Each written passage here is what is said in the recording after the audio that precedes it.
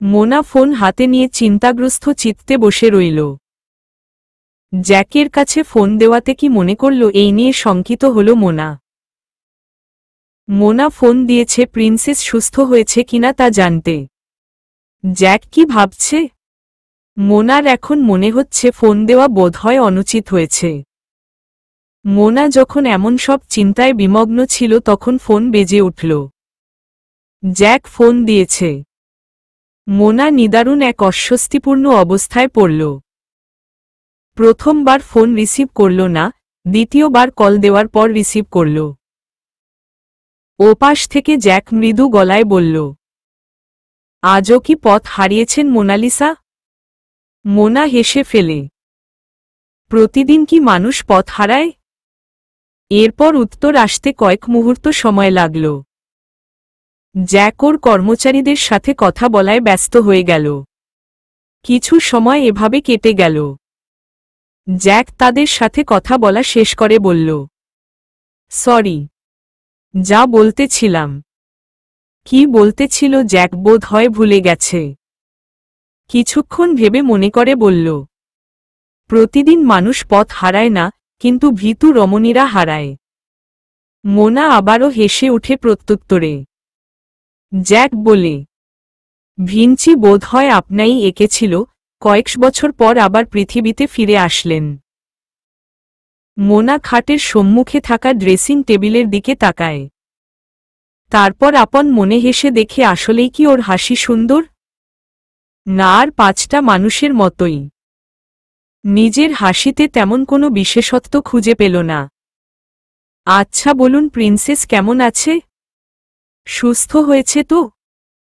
আপনার কন্যা কিন্তু পৃথিবীর সবচেয়ে সুন্দরী মেয়ে। জ্যাক কৌতুক ভরা গলায় বলে, মেয়ের বাবা সুন্দর, মেয়ে তো সুন্দর হবেই। আপনি তো বেশ মজা করতে পারেন। আমি তো ভেবেছিলাম এখানকার মানুষগুলো সব যান্ত্রিক। এবার দেখলেন তো এখানকার মানুষগুলো যান্ত্রিক না। এখন আপনার এই ভাবনার পরিবর্তন ঘটান। আপনি কিন্তু আমার প্রশ্নের উত্তর দিলেন না। প্রিন্সেস সুস্থ হয়েছে? হ্যাঁ, আমার প্রিন্সেস এখন সুস্থ। আর শুনুন, প্রিন্সেস ওর মায়ের কার্বন কপি। মোনা থেমে গেল। কোনো কথা এখন আর খুঁজে পেল না। মোনাকে নিরুত্তর দেখে জ্যাক আবার বলল, কি হলো মোনালিসা? চুপ কেন? মোনা কথা খুঁজে পেতে ব্যর্থ হল। এভাবে শব্দহীন থাকা বেখাপ্পা লাগে। মোনা বলে, আচ্ছা রাখছি তাহলে এখন। একদিন কোনো রেস্তোরাঁয় আসুন, মিট করি। আসতে পারি, কিন্তু শর্ত আছে। কি শর্ত? প্রিন্সেসকে নিয়ে আসতে হবে। আচ্ছা ঠিক আছে। মোনা চমকে গিয়ে বলল, আপনি কিভাবে বুঝলেন? গেস পাওয়ার। মোনা ফোন রাখল। জ্যাকের ভিতর ফর্মালিটি যাচ্ছে প্রচুর। কিন্তু মোনা চিন্তায় পড়ে গেল। রেস্তোরাঁয় কি যাবে? বাসা থেকে কি বলে বের হবে? আর ও একা কিভাবে যাবে রেস্তোরাঁয়? হঠাৎ রুমের বাইরে কোলাহলের শব্দে মোনার এসব ভাবনার সমাপ্তি ঘটে। হাবিব সাহেব, প্রিয়ম, এরিক কেউই বাসায় না। লিলি বেগম গেছে পাশের বিল্ডিংয়ে, সাথে নিশান কেউ নিয়ে গেছে। মোনা চকিত হরিণীর মতো কান খাড়া করে শোনার চেষ্টা করে। পুরুষ কণ্ঠে হিন্দিতে কি জ্যান্ট বলছে মোনা বুঝতে পারল না। তবে বেশ কয়েকজন মানুষ হবে। মোনার রুমের দরজায় এসে টোকা দেয়। ইংরেজিতে মোটা গলায় বলে, রুমে কেউ আছেন? এটা প্রিয়মের গলা না, না হাবিব সাহেবের, না এরিকের। মোনা ঘাবড়ে যেতে লাগল। অপরিচিত এতজন মানুষ বাসায় কেন? আর বাসা পুরো খালি। মোনা খাটের উপর শক্ত হয়ে বসে রইল। কিছুতেই দরজা খুলবে না। রুমের বাইরের মানুষগুলো ব্যগ্র গলায় ডাকছে। মোনা নিজের সিদ্ধান্তে অনড়, চুপচাপ বসে রইল। মোনার রুমের সামনে এসে একজন বলল, রুম ভিতর থেকে লক করা। ভিতরে নিশ্চয়ই কেউ আছে, কিন্তু সাড়া দিচ্ছে না। বাহির থেকে এমনভাবে ডাকছে মনে হয় কোনো বিপদ পড়েছে। ওপাশ থেকে ধৈর্যচ্যুত হয়ে বলল, প্রিয়ম অ্যাক্সিডেন্ট করেছে, ভিতরে কেউ থাকলে আসুন আমাদের সাহায্য করুন। মোনা চমকে গেল।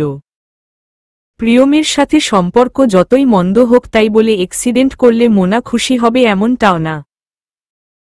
মোনা দ্রুত রুম থেকে বের হয়ে আসে। প্রিয়মকে সোফার উপর শুইয়ে রাখা হয়েছে, মাথায় ব্যান্ডেজ করা।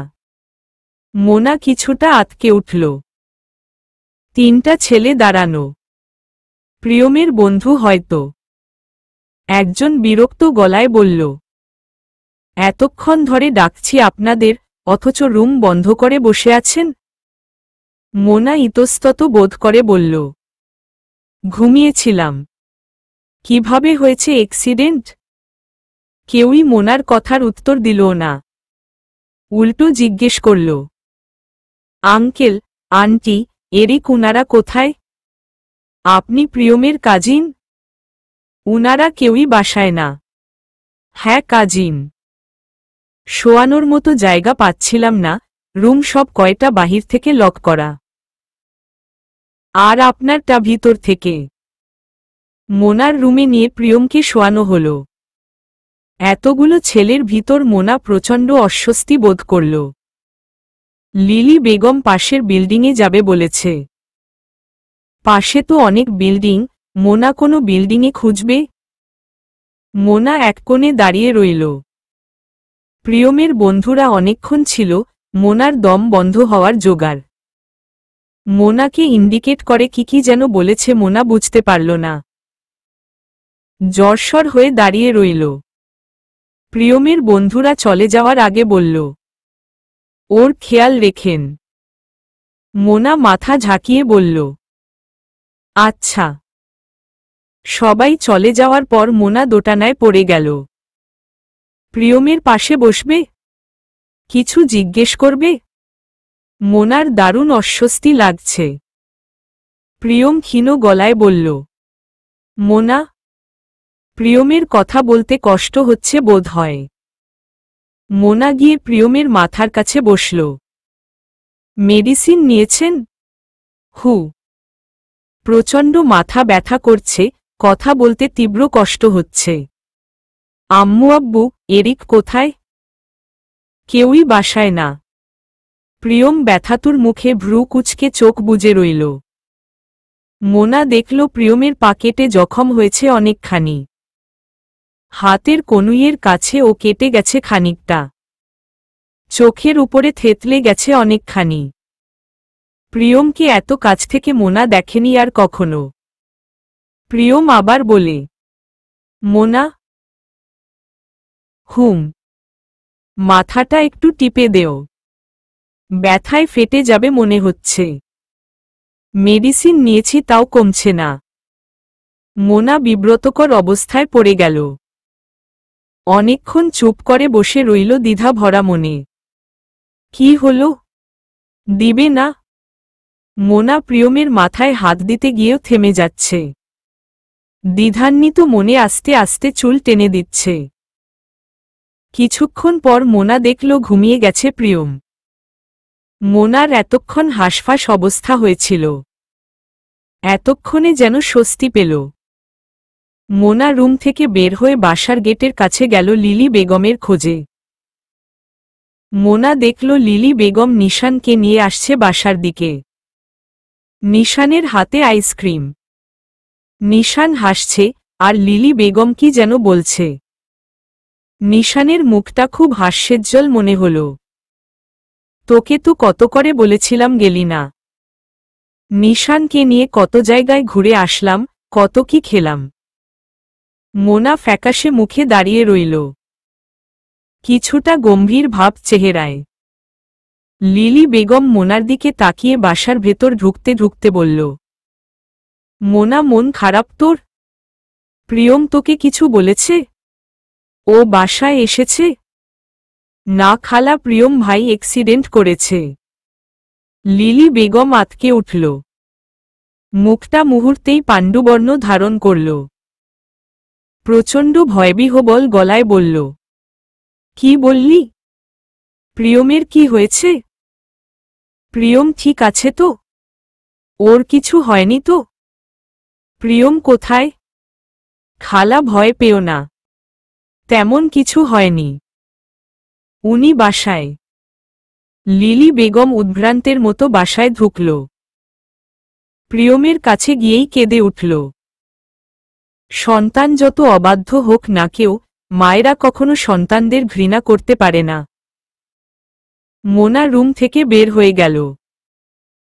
আজ ওর মায়ের কথা ভীষণভাবে মনে পড়ে গেল। মোনার জ্বর হলে সারারাত পাশে বসে থাকত মা নামক মানুষটা, একটু মাথা ব্যথা হলে ব্যাকুল হয়ে যেত। মা নামক মানুষগুলো সকল কিছুর ঊর্ধ্বে। জ্যাক ফোন করেছে রেস্তোরাঁয় যাবার জন্য। মোনাকে বলেছে মোনা চিনে আসতে না পারলে বাসার সামনে আসবে গাড়ি নিয়ে। মোনা বলেছে যেতে পারবে না, ওর খালাতো ভাই মারাত্মকভাবে আহত হয়েছে। মোনার ভার্সিটি 3 দিন পর তখন মিট করবে। মোনা 2টা মিথ্যা বলেছে। প্রথমত প্রিয়ম মারাত্মকভাবে আহত হয়নি, আর মোনা যে প্রিয়ম অ্যাক্সিডেন্ট করেছে বলে যাবে না এমনটাও না। মোনা যায়নি হাবিব সাহেবের ভয়, লোকটা যা ইচ্ছে তাই বলে। তাছাড়া লিলি বেগম হাজারটা প্রশ্ন করবে। মোনা ভেবে দেখল এত ঝামেলার চেয়ে ভার্সিটিতে যখন যাবে তখন মিট করাই শ্রেয়। হঠাৎ মোনার কানে বিদ্ধ হল, মোনাপু। মোনা পিছনে ফিরে তাকায়। এটা এরিকের গলা তা মোনা জানে। নয়তো এভাবে মোনাকে এ বাড়িতে বা এই কান্ট্রিতে কেউই ডাকে না। মোনা একটু হেসে বলে, হ্যাঁ বলো। প্রিয়ম ভাই ডাকছে। অ্যাক্সিডেন্টের পর প্রিয়মে কি হলো কে জানে। কারণে অকারণে ডাকবে মোনাকে। কখনো বলবে 1 গ্লাস পানি দেও, নয়তো বলবে আমার মোবাইলটা খুঁজে পাচ্ছি না। এছাড়াও নানান ওজোর। মোনা বিরক্ত গলায় বলল, কি হয়েছে? ডাকলেন যে? প্রিয়ম চোখ মুখ কুঁচকে বলল, মাথাটা উইদিনের মতো ব্যথা করছে, টিপে দেও না একটু। মোনা ফ্যাকাশে মুখে তাকায়। তীব্র বিরক্তি নিয়ে বলে, আমি খালাকে ডেকে দিচ্ছি। প্রিয়ম জোর গলায় মোনাকে সতর্ক করে বলে, না না, খবরদার। আমি তোমায় বলছি, অসুস্থ মানুষের প্রতিও তোমার দয়া হয় না? মোনা চুপ থাকে। প্রত্যুত্তর করতে ইচ্ছে হয় না। প্রিয়ম মোনার উত্তরের অপেক্ষায় থেকে নিরাশ হয়ে কিছুক্ষণ পর আবার বলল, কি দিবে না? আমি কিন্তু আবার তোমায় ওভাবে পার্টিতে নিয়ে যাব। মোনার মুখ গম্ভীর হয়ে যায়। প্রিয়ম হেসে বলে, না না, আর কখনো অমন করব না তোমার সাথে। এই বলে মোনার হাত ধরে পাশে বসায়। এই জাটকায় হাত ছাড়িয়ে নিয়ে চোখ লাল করে তাকায়। মোনা চুল টেনে দিচ্ছে, প্রিয়ম চোখ বন্ধ করে আছে। প্রিয়মকে এক এক সময় এক এক রকম মনে হয় মোনার। কয়েকদিন পর পর মনে হয় জিন পরিবর্তন হয়। প্রিয়ম ঘুমিয়ে গেলে মোনা প্রিয়মের রুম থেকে বের হয়ে যায়। 2 দিন পেরিয়ে যায়। প্রিয়ম একদম সুস্থ হয়ে ওঠে। মোনার কাল থেকে ভার্সিটি। মোনা ভাবছে খাপ খাওয়াতে পারবে তো নিজেকে। নতুন জায়গা, নতুন সব মুখ, মোনার একা একা থাকতে হবে। মানুষের সাথে তেমন মিশতে পারে না।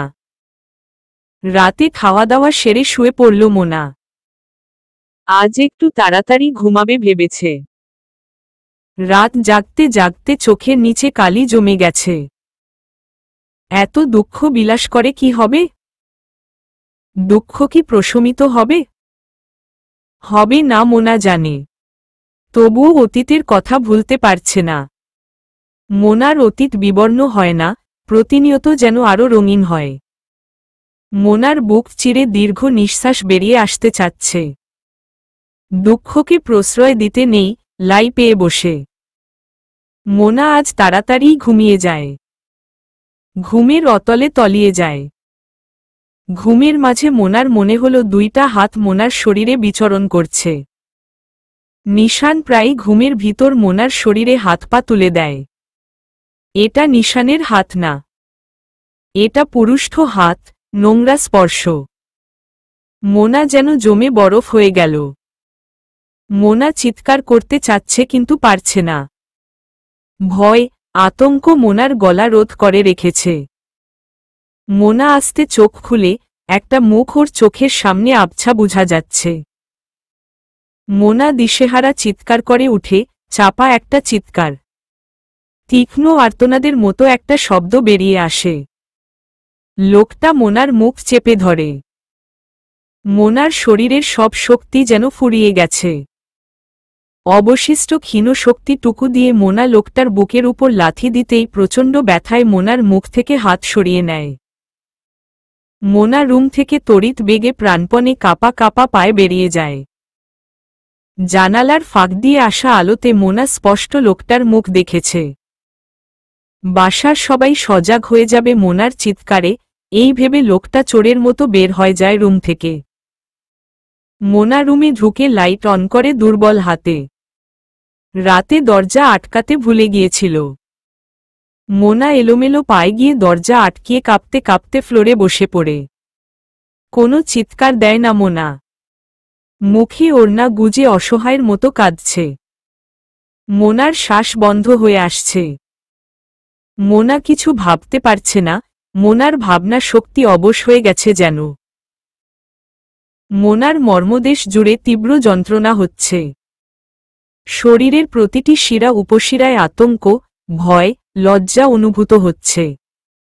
মোনা শুধু ভাবছে এই বাসা থেকে সকাল হওয়ার আগেই চলে যেতে হবে। এই মানুষগুলো থেকে নিজেকে আড়াল করতে হবে। জীবনের 18টা বসন্ত পেরিয়েছে, এমন পরিস্থিতির শিকার হয়নি কখনো মোনা। শুধু একবার বাসে বসে হেনস্থার শিকার হয়েছিল। এক বয়স্ক লোক মোনার পিছনের সিটে বসেছিল, লোকটা বারবার ঘাড়ের কাছে হাত দিচ্ছিল। মোনা প্রথম ভেবেছিল অনিচ্ছাকৃতভাবে হয়তো, কিন্তু পরে বুঝতে পেরেছে এটা অনিচ্ছাকৃত স্পর্শ না। মোনা চেঁচিয়ে উঠল, লোকটাকে কড়া কিছু কথা বলল। লোকটা দমে গেল। মোনা অবাক হয়ে যাচ্ছিল, লোকটার বয়স মোনার বাপের বয়সের থেকেও বেশি হবে। অথচ লোকটা কত নিকৃষ্ট, জঘন্য।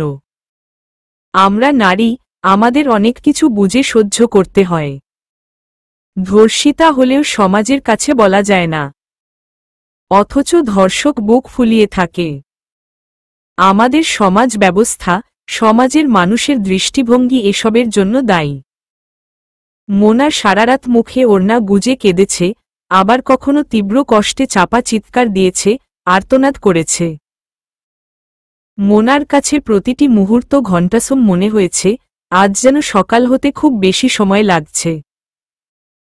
মোনার হাত পা কাঁপুনি থামছে না যেন। বারবার আতঙ্কে মোনার বুকের ভিতর মোচড় দিয়ে উঠছে। এমন ভয়াবহ রাত মোনার জীবনে আজ নিয়ে 3বার এসেছে। ওর মাকে যেদিন মেরে ফেলেছিল, আর একবারের কথা মোনা মনে করতে চাচ্ছে না। মোনা আজকের রাতের কথা কারো কাছে বলতে পারবে না, এমন বিশ্রী কথা কিভাবে বলবে? কেউ জানবে না এ কথা। মোনার চোখ লাল হয়ে ফুলে গেছে, প্রচণ্ডভাবে প্রদাহ হচ্ছে চোখে। কান্নার ফলে মাথা তীব্রভাবে ব্যথা করছে। মোনার চোখ দুটো একবারে ছোট হয়ে গেছে। মোনা চোখ মেলে তাকায়, দেখে সকাল হয়ে আসছে। মোনা উঠে দাঁড়ায়, তাড়াতাড়ি ব্যাগ গুছিয়ে নেয়। এ বাসার মানুষের ঘুম ভাঙতে অনেক দেরি। মোনা নিশানকে জোর করে ঘুম থেকে টেনে তুলে। মোনার এমন আচরণের কারণ বুঝতে পারছে না নিশান। মোনা দ্বিধাদ্বন্দ্বে ভুগছে। জ্যাককে কিট বলবে? জ্যাক যদি কোনো সাহায্য না করে, তাহলে কি হবে, কোথায় যাবে? নানান শঙ্কায় আতঙ্কিত হয়ে যায় মোনা। জ্যাকের ঘুম এত তাড়াতাড়ি ভাঙে না। মোনা জ্যাকের নম্বরে ডায়াল করে অনেকবার, ফোন রিসিভ করছে না। মোনা হতাশ হয়ে ফোন হাত থেকে রেখে ক্লান্ত চোখে তাকিয়ে থাকে। নিশান মোনার দিকে তাকাচ্ছে বারবার। কিছু বলতে চাচ্ছে ও। কি হয়েছে মোনার জিজ্ঞেস করতে চাচ্ছে। জ্যাকের নম্বরে আবার ফোন দিতে সংকোচ হচ্ছে। এত স্বল্প পরিচয়ের একজন মানুষের কাছে এভাবে হেল্প চাওয়া? রাতের কথা ভাবতেই সমস্ত সংকোচ কেটে যায়। আবার ফোন দেয় জ্যাকের নম্বরে। 3 বারের মাথায় ফোন রিসিভ হয়। মোনা কিছুটা স্বস্তি বোধ করে। ফোন রিসিভ করে ওপাশ থেকে কথা বলছে না, হয়তো সদ্য ঘুম ভাঙার ফলে। মোনারও কথা বলতে ইতস্তত বোধ হচ্ছে। কিছুক্ষণ পর ঘুম জড়ানো গলায় জ্যাক বলে, কে বলছেন? মোনা কণ্ঠটা দুর্বল শোনাচ্ছে। একটা অস্থির ভাব বিদ্যমান গলায়। উতলা হয়ে বলে, জ্যাক, আমি মোনালিসা বলছি। আমার একটু হেল্প লাগবে, ইমিডিয়েটলি। প্লিজ না করবেন না। মোনার গলা শুনে মনে হচ্ছে খুব গুরুতর কিছু ঘটেছে। জ্যাক কিছুটা বিগড়ে যায়। চমকানো গলায় বলল, মোনালিসা, কি হয়েছে আপনার? Are you okay? কোনো বিপদে পড়েছেন? আমি খুব বিপদে পড়েছি। প্লিজ আমায় হেল্প করুন।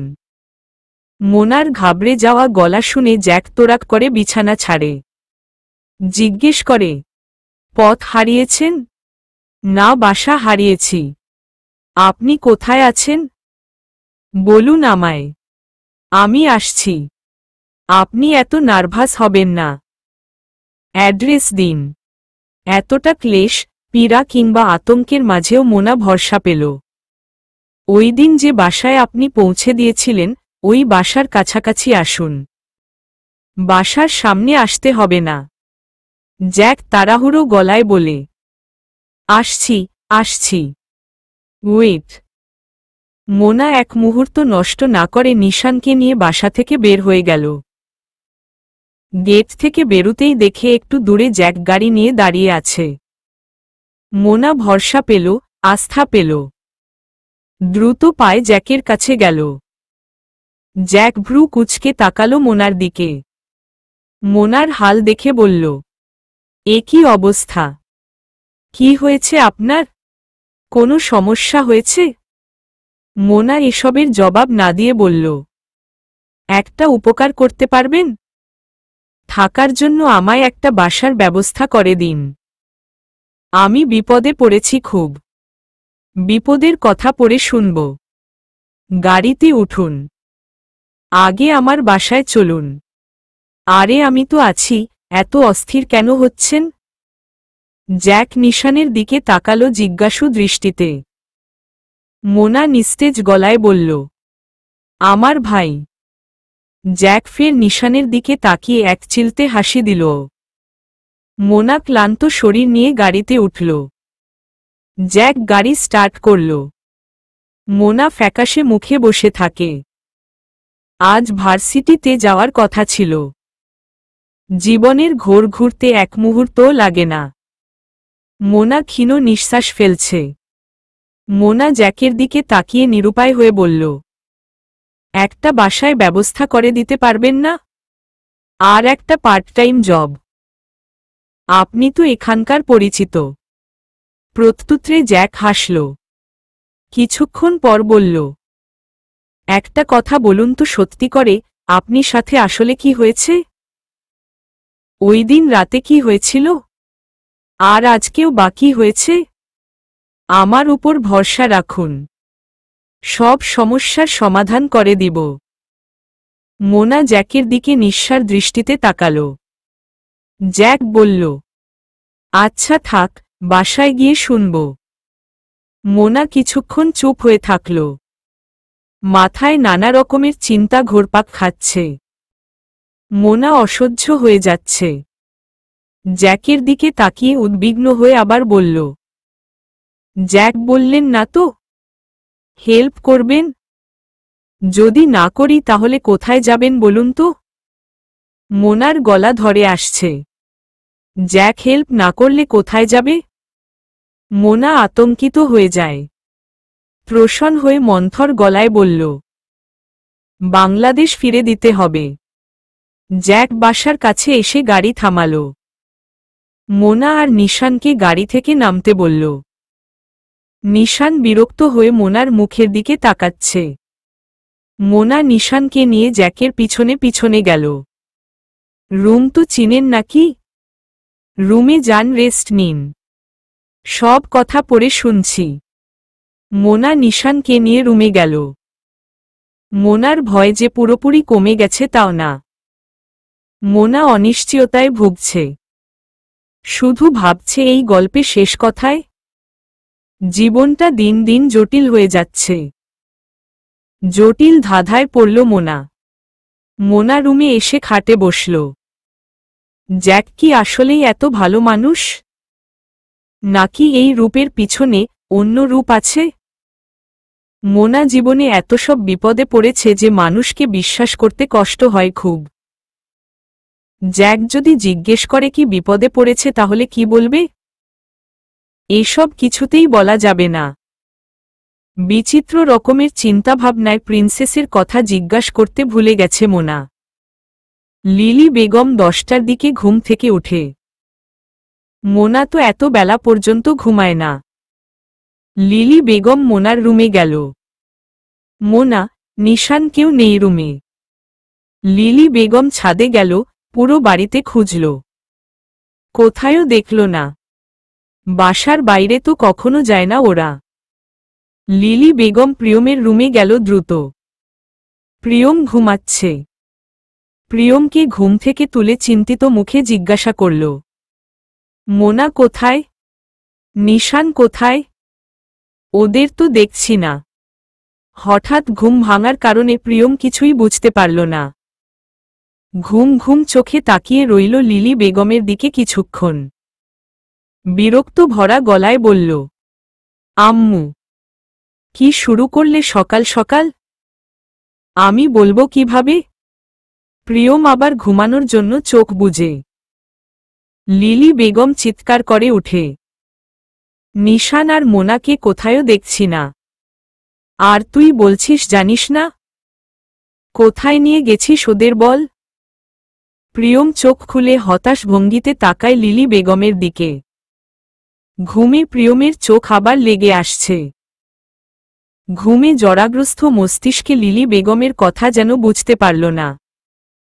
লিলি বেগম রাগে কাঁপতে লাগল। সব রাগ প্রিয়মের উপর। প্রিয়ম নির্বুদ্ধি হয়ে তাকিয়ে রইল।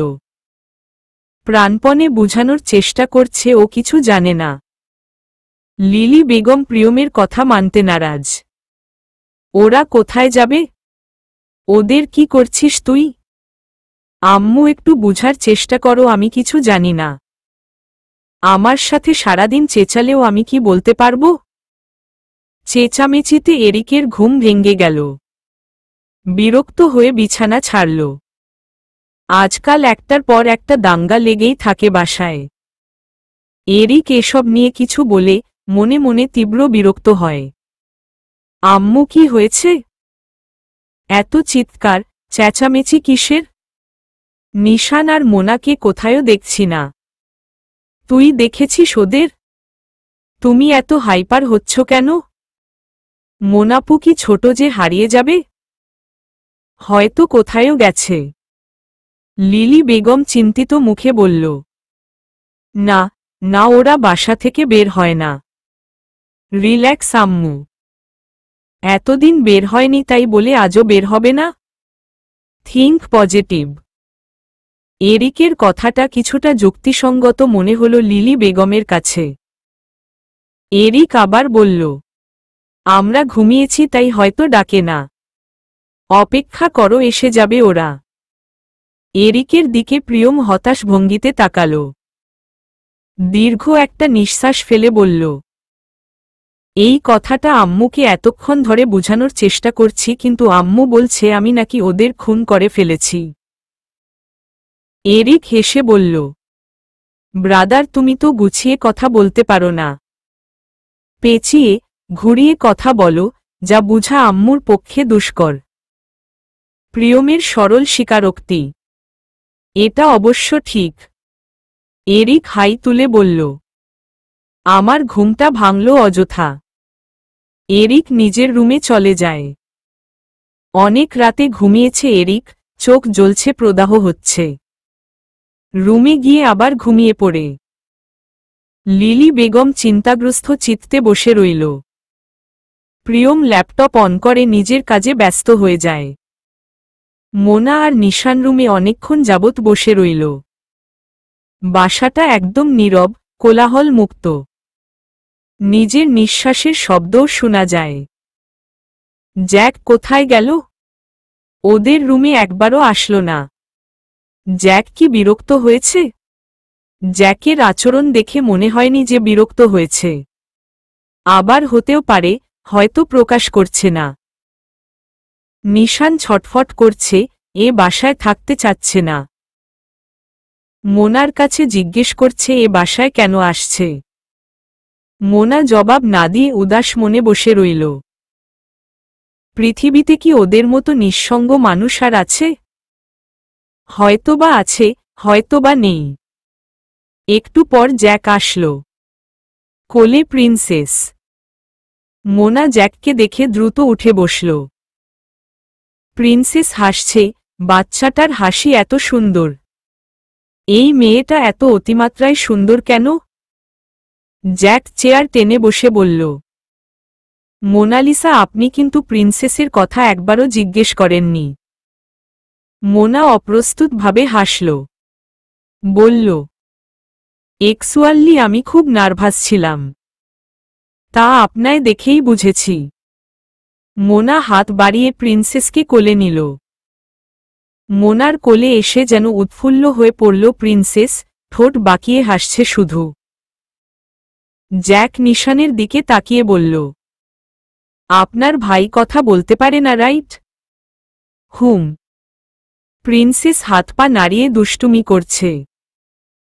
মোনার লম্বা চুলগুলো টানছে, কখনো গালে নখের আঁচড় বসিয়ে দিচ্ছে। মোনার মনে হচ্ছে ও একটা শিমুল তুলোর বালিশ জড়িয়ে রাখছে। বাচ্চাদের প্রতি অন্যরকম দুর্বলতা আছে মোনার। প্রিন্সেস যদি সুন্দর না হয়ে কালো কুচকুচে হলো তাহলে কি মোনা এত আদর করত? এত করে টানত মোনাকে? সুন্দর বাচ্চা দেখলে সবাই চুমু খায়, আদর করে। কালো বাচ্চাদের তো কেউ এত চুমু খায় না। আমরা যতই বলি সৌন্দর্য দিয়ে মানুষ বিচার করা যায় না, সৌন্দর্য মনের ব্যাপার, কিন্তু দিন শেষে তো সুন্দর জিনিসটাই আমাদের টানে। কি অদ্ভুত ব্যাপার! মোনা ছোটবেলা থেকে অসম্ভব সুন্দরী। মোনা কোথায়ও গেলে ওর সাথে সবাই ভাব জমানোর চেষ্টা করত, নানাভাবে প্রভাবিত করার চেষ্টা করত। এমনকি কলেজ হাই স্কুল লাইফে একজন স্যার মোনাকে নাকি ভীষণভাবে পছন্দ করত। মোনার একটা কালো বান্ধবী ছিল, কই ওর সাথে তো কেউ ভাব জমানোর চেষ্টা করত না। ওকে ইমপ্রেসড করার চেষ্টা করত না, কোনো স্যারও তো ওকে পছন্দ করত না। কলেজ লাইফে আরেকজন স্যার ছিল, মোনার দিকে ফ্যালফ্যাল করে তাকিয়ে থাকত। মোনা পুরো শরীরটা খুঁটিয়ে খুঁটিয়ে চোখ দিয়ে দেখত, অথচ উনার বউ ছিল। বিচিত্র আমাদের পৃথিবী, বিচিত্র রকমের মানুষের বসবাস এখানে। জ্যাকের ডাকে ধ্যান ভাঙল মোনার। মোনা অপ্রস্তুতভাবে তাকাল। আপনায় চিন্তিত দেখাচ্ছে। আমি আপনায় হেল্প করব। আপনি টেনশন ফ্রি থাকতে পারেন। মোনা হাসল। জ্যাক বলল, এবার বলুন আপনি কেন বারবার এত বিপদে পড়ছেন? মোনা এই বিষয়টা এড়িয়ে যেতে চাচ্ছিল, কিন্তু জ্যাক জোর করতে লাগল। মোনা এক প্রকার বাধ্য হয়ে বলল, আমার বাবা মা কেউ বেঁচে নেই। নিশানের দিকে তাকিয়ে বলল, শুধু একটা ভাই আছে। মায়ের স্বপ্ন ছিল আমি আমেরিকায় লেখাপড়া করব। তাছাড়া আমার বাংলাদেশে কেউ নেই। আমেরিকায় এক আত্মীয়র বাসা, তাদের কাছে এসে উঠেছি। বিভিন্ন প্রবলেম হচ্ছিল ওখানে আমার। আপনি চাইলে এখানে থাকতে আর আপনার সম্পূর্ণ খরচ আমি বহন করব। জবের কোনো দরকার নেই। মোনা চুপ হয়ে রইল। কারো উপর নির্ভরশীল হয়ে কেন থাকবে? মোনা চায় আত্মনির্ভরশীল হতে। ইতস্তত বোধ করে বলল, please don't mind Jack. Firstly এখানে থাকতে পারবো না, সেকেন্ডলি আমার জব লাগবে। আপনি আমার অনেক উপকার করেছেন জ্যাক। ভুলব না আমি আপনায়। আত্মনির্ভরশীলতায় বিশ্বাসী? That's like a superb lady. I respect your decision. Mona স্বস্তির নিঃশ্বাস ফেলল। কৃতজ্ঞ চোখে তাকিয়ে রইল জ্যাকের দিকে। কি চমৎকার একজন মানুষ! আপনি অসম্ভব ভালো একজন মানুষ। জ্যাক হেসে বলল, আমি জানি। আপনার 2 দিন এখানে থাকতে হবে। আমি ব্যবসার কাজে ব্যারিংটনের বাইরে যাব। 2 দিন পরে ফিরব। তারপর আপনার সবকিছু ম্যানেজ করে দিব। 2 দিন থাকবেন এখানে? মোনা মাথা ঝাঁকিয়ে হ্যাঁ বলল। জ্যাক বলল, আমি একটু পরে বেরোব।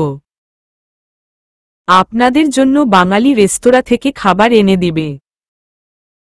কোনো অসুবিধা হলে জাস্ট কল মি। মোনা এবার মুগ্ধ দৃষ্টিতে তাকিয়ে রইল। অতি আনন্দে কেঁদে ফেলবে যেন। এত সব বুঝে এই মানুষটা? মোনা বলল, প্রিন্সেসকে কি নিয়ে যাবেন? জ্যাক হেসে বলল, ওকে নিয়ে ব্যবসার কাজে যাব। ওর জন্য কেয়ারটেকার আছে। প্রিন্সেস মোনা বুকের মাঝে ঘুমিয়ে পড়ল। জ্যাক বলল, আমার এক্ষুনি যেতে হবে। প্রিন্সেসকে আমার কাছে রাখব? রাখুন। জ্যাক যাওয়ার আগে প্রিন্সেসকে কোলে নিয়ে পুরো মুখে চুমু খেল। বুকের মাঝে পরম আদরে জড়িয়ে রাখল। জ্যাক বাসা থেকে বের হয়ে গেল। মোনা প্রিন্সেসকে ওর পাশে শুইয়ে রাখল। দুপুর গড়িয়ে বিকেল হতে চলল। লিলি বেগম আর স্থির থাকতে পারল না। লিলি বেগম আবার ছুটে মোনার রুমে গেল। মোনার ব্যাগ, লাগেজ কিছু নেই। লিলি বেগমের বুকের ভিতর ধক করে উঠল। কিছুক্ষণ আশ্চর্য হয়ে দাঁড়িয়ে থেকে প্রিয়মের রুমে গেল। হন্তদন্ত হয়ে বলল, আমি ওদেরকে বাসা থেকে পাঠিয়ে দিব। একবার বল মোনা কোথায়? এবার প্রিয়মও চমকে গেল। চমকিত গলায় বলল, বলো কি? ওরা তাহলে কোথায় যাবে? লিলি বেগম অসহায় গলায় বলল, তুই সত্যি জানিস না?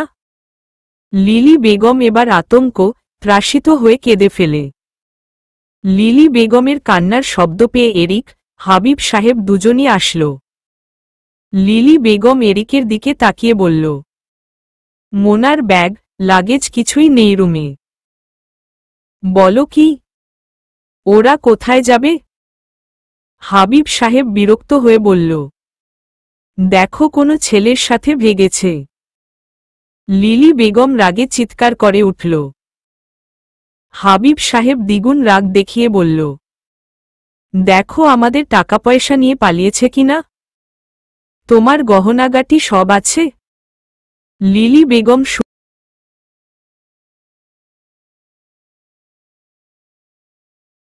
তাকালো হাবিব সাহেব সাথে। হতবাক হয়ে গেল হাবিব সাহেবের কথা শুনে। প্রিয়ম বলল, বাবা তুমি কি সব বলছ? এবনর্মাল হয়ে যাচ্ছ তুমি দিন দিন। আমি ঠিক বলছি। ওরা জাত ছোট লোক। এরিক বিরক্ত হয়ে তাকালো হাবিব সাহেবের দিকে। বলল, ওদের তোমায় ভালো লাগে না তা বলতে পারো।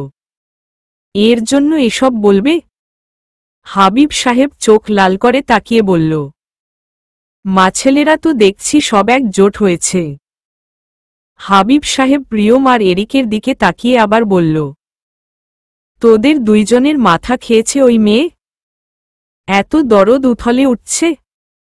কারো কথার দিকে খেয়াল নেই লিলি বেগমের। নানান আশঙ্কায় চিন্তাগ্রস্ত হয়ে পড়ল। মোনার এভাবে চলে যাওয়ার কোনো কারণ খুঁজে পাচ্ছে না। এখানকার কিছুই চিনে না মোনা। মোনা নিজের ইচ্ছায় চলে গেছে, নয়তো ব্যাগ লাগেজ রুমেই থাকত। হাবিব সাহেব বিকালের দিকে বাসা থেকে বের হল। প্রিয়মকে চিন্তিত দেখাচ্ছে। মোনা আর নিশানের বিষয়টা ভাবাচ্ছে। প্রিয়ম লিলি বেগমের রুমে গেল। আম্মু, মোনার ফোন নম্বর নেই তোমার কাছে? চোখ মুছে লিলি বেগম বলল, আছে কিন্তু বন্ধ। লিলি বেগমের রাগ একটু পর ক্ষোভে পরিণত হল যেন। ক্ষুব্ধ গলায় বলল, তোরা তো এটাই চেয়েছিলি না? এবার খুশি? আম্মু তুমি রিল্যাক্স হও। আমি কালকে মোনার ভার্সিটিতে যাব। আমি ওদের খুঁজে বের করবই। ওরা হঠাৎ এমন কেন করল বুঝতে পারছি না। প্রিন্সেসের বয়স আনুমানিক 1 বছর হবে। এ বয়সে স্বাভাবিকভাবেই মা চোখের আড়াল হলে বাচ্চারা কান্নাকাটি করে অস্থির হয়ে যায়। অথচ প্রিন্সেসের বেলায় এটা সম্পূর্ণ ভিন্ন। মা নেই, মাঝে মাঝে বাবার সঙ্গ পায়, কিন্তু মেয়েটা কত প্রাণবন্ত, চঞ্চল। ছোটবেলা থেকে এমনটাতে অভ্যস্ত, তাই হয়তো। মোনার চুলগুলো যেন ওর প্রিয় হয়ে উঠেছে, কোলে উঠেই চুলের দিকে হাত বাড়াবে। মোনা আলতো করে গাল টেনে দেয় ওর। মোনা আসছে পর্যন্ত একটু কাঁদতে দেখেনি মেয়েটাকে। মোনাকে দেখা মাত্রই হেসে হাত বাড়িয়ে দেয়। মোনা কোলে নিলেই বুকের মাঝে মিশে থাকে যেন। নতুন জায়গা, মোনার ঘুম আসছে না। জ্যাক অনেকবার ফোন দিয়ে খোঁজ নিয়েছে। একজন কাজের লোক বাঙালি রেস্তোরাঁ থেকে খাবার এনে দিয়েছে প্রতিবেলা। মোনা লিলি বেগমের কথা ভাবছে, অন্তত একটা মেসেজ করা দরকার। বাসার আর সবাই ঝামেলা মুক্ত হলেও লিলি বেগম তো খুব চিন্তা করবে। মোনা ওই বাসার কথা মনেই করতে চায় না। মোনার বুকের মাঝে মোচড় দিয়ে উঠে। মোনার সেই রাতের কথা মনে পড়ে বিশ্রী রকমের অনুভূতি হয়। ওই বাসার মানুষগুলোর প্রতি ঘৃণ্য জমে গেছে। নিশান কিছুতেই এখানে থাকতে চাচ্ছিল না, মোনা অনেক বুঝিয়ে সুজিয়ে রেখেছে। এ বাসাটা একদম নির্জন, শুনশান। মোনা ছোটবেলায় অন্ধকারে ভয় পেত খুব। রাতে লাইট জ্বালিয়ে ঘুমাত, এখন আর সেই ভয় পাওয়া নেই। পরিস্থিতি পরিপক্ক করে তুলেছে মোনাকে, অভিজ্ঞ বানিয়ে দিয়েছে। মোনা জ্যাককে নিয়ে ভাবছে, জ্যাকের বিষয়টা মোনাকে ভাবাচ্ছে। জ্যাক কেন এত আন্তরিকতা দেখাচ্ছে? এতটা আন্তরিক কোনো মানুষ হতে পারে, তাও এই ভিনদেশে? কোনো উদ্দেশ্যে আছে? এতদিনে কোনো উদ্দেশ্যে খুঁজে পেল না মোনা। কোন কারণ ছাড়া কেন একজন মানুষ এত আন্তরিক আচরণ করবে? পৃথিবীটা বড্ড স্বার্থপর। স্বার্থ ছাড়া কেউই কিছু করতে চায় না। তবে জ্যাক কেন এর ব্যতিক্রম হবে? মোনা ভয়ে চুপসে থাকে, কেউ যদি এসে এখন ওর দরজায় টোকা দেয়, বা গভীর রাতে ঘুম ভাঙার পর কাউকে দেখে। মোনা আতকে উঠে। অজানা ভয় কুঁকড়ে যায়। মোনা ছোটবেলায় একবার প্রচণ্ড রকমের ভয় পেয়েছিল। মোনা রাতে ঘুম ভাঙার পর জানালা ফাঁক দিয়ে ওদের বাসার সামনে ছোট একটা বাগান ছিল, সেখানে চোখ পড়ে। মোনার চোখে ভয়ঙ্কর এক চেহারা পড়ে। মোনা চিৎকার দিয়ে উঠে। মোনার মা দৌড়ে এসে কত সূরা পড়ে যে ফু দিয়েছে। সেই থেকে দিনের বেলাও বাগানের দিকে তাকাতো না মোনা। রাতে সবসময় জানালা বন্ধ করে ঘুমাত। কি দিন ছিল সেগুলো! বাসি বিবর্ণ অতীত মন্থর করছিল মোনা। এত বছরের ব্যবধানে ঘটনাটা একবারও ম্লান হয়নি মোনার স্মৃতিতে। মায়ের মৃত্যুর দিনটাও যেন একটু মলিন হয়নি, চোখের সামনে ভেসে উঠছে। কেমন অসহায়ের মতো ছটফট করতে করতে চোখের সামনে মারা গেছে মানুষটা। সেদিনের পাওয়া আঘাত বুকের বা পাশটাকে এখনও অবশ করে রেখেছে মোনার। মোনা ঘুমিয়ে যায়। সকালের সরু রোদরুমে প্রবেশ করার সাথে সাথে ঘুম কেটে যায়। কোনো অসুবিধা হয়নি এ বাসায়, কোনো ঝামেলায় পড়েনি মোনা। মোনার ভয় কমে আসছে। মোনা তোড়াক করে বিছানা ছাড়ে। মেসেজের টিউন বাজে, জ্যাকের মেসেজ। হ্যাভ হ্যাঁ nice day. Thanks. Good morning. এত তাড়াতাড়ি ঘুম থেকে উঠলেন? মোনা টেক্সটটা করে ওয়াশরুমে যায়। মোনা আর নিশাননের জন্য 2 মগ কফি নিয়ে আসে। মোনা নিজের কফি মগ হাতে নেয়, নিশান ঘুমোচ্ছে বলে ওরটা ফিরিয়ে যায়।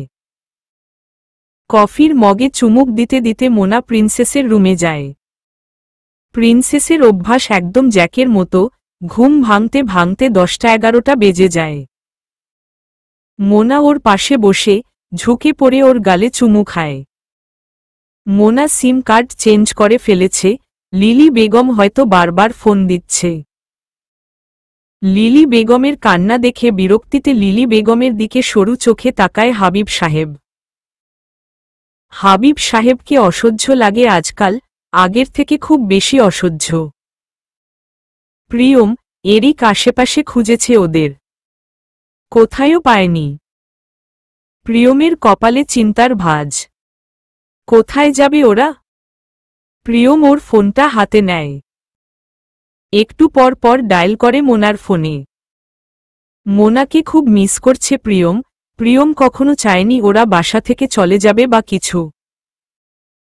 প্রথম প্রথম 3rd ক্লাস মেয়ে মনে হতো মোনাকে, আস্তে আস্তে মোনাকে অসাধারণ মনে হয়েছে। মোনার রাগ, বিরক্ত হওয়া, প্রিয়মের অত্যাচারে অসহায় হওয়া চেহারা প্রিয়মকে ভীষণভাবে শূন্যতায় ভোগাচ্ছে। মোনাকে যেদিন জোর করে ক্লাবে নিয়ে যায় সেদিন কি অসহায় হয়ে উঠেছিল মোনার চেহারা। মোনার এমন ঘাবড়ে যাওয়া চেহারা দেখে মজা পেত প্রিয়ম। ওকে ঘাবড়াতে ভালো লাগত। প্রিয়ম ভাবছে কিভাবে ওদের খুঁজে পাওয়া যায়। ভার্সিটিতে যদি না পায়, নাকি মোনা বাংলাদেশে চলে গেছে। মোনার আতঙ্কিত চেহারা তাহলে আর দেখা হবে না। মোনাকে ভয় দেখিয়ে যদি বলতো জড়িয়ে ধরে চুমু খাবে, কেমন বাজে অবস্থা হতো মোনার চোখে মুখের। মোনা ভার্সিটির উদ্দেশ্য রওয়ানা হচ্ছে। চিন্তা হচ্ছে নিশানের জন্য। নিশান কি করে একা থাকবে? ও তো এ বাসার কারো সাথে কথা বলতে পারবে না, কেউ ওর ইশারার কথা বুঝবে না। কিছু প্রয়োজন হলেও চাইতে পারবে না। মোনা বুকের ভিতর চিনচিনে ব্যথা অনুভব করে।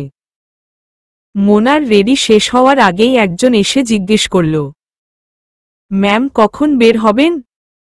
একটু পর। মোনার মনে হচ্ছে ও এ বাসার রানী, সবাই ওর ভৃত্য। মোনা যা হুকুম করে মুহূর্তেই তা হাজির করে।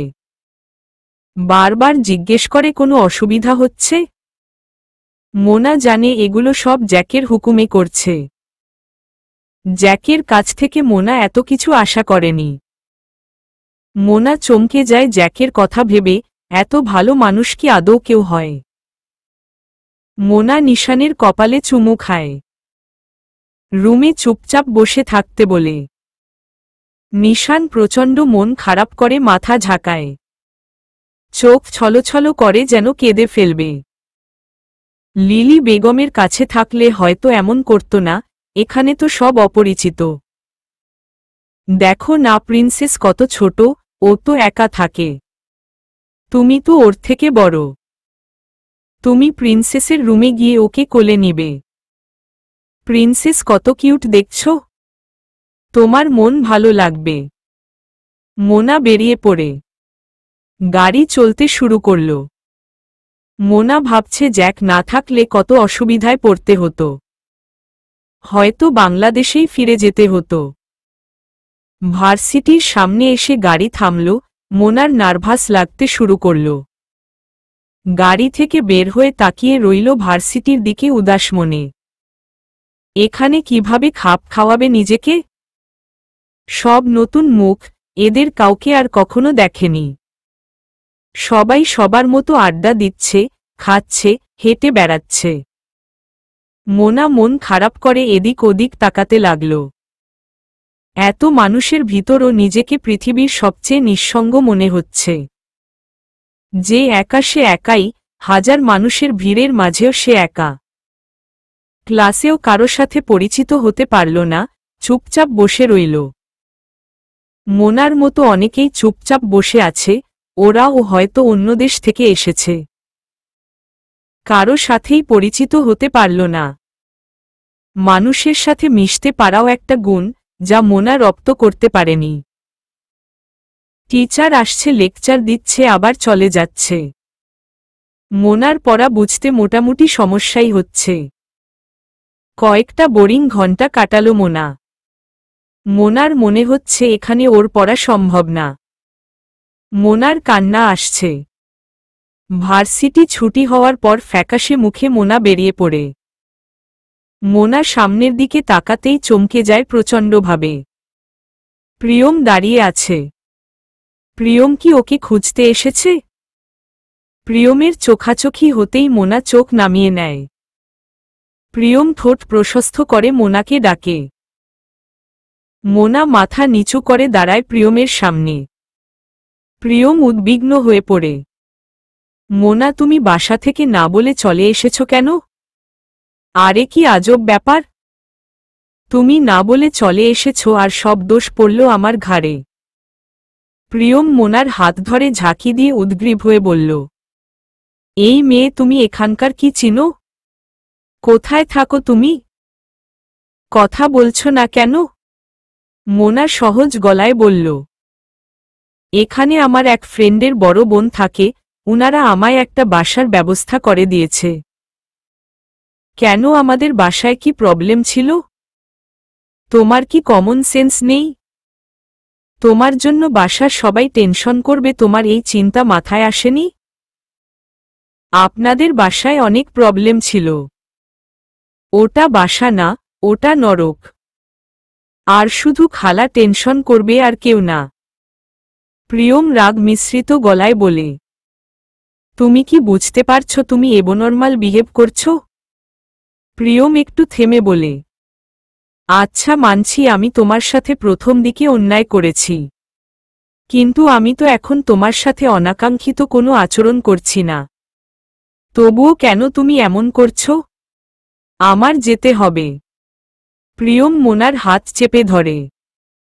মোনা চোয়াল শক্ত করে বলে, হাত ছাড়ুন। এখন আমি আপনাদের বাসায় থাকি না, যে যা ইচ্ছে তাই করবেন। খালাকে গিয়ে বলবেন আমি ভালো আছি।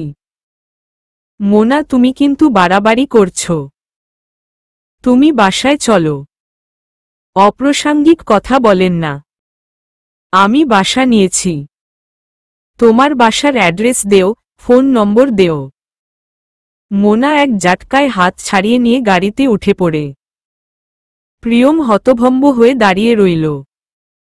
মোনাকে সহজ সরল ভেবেছিল খুব। চলবে।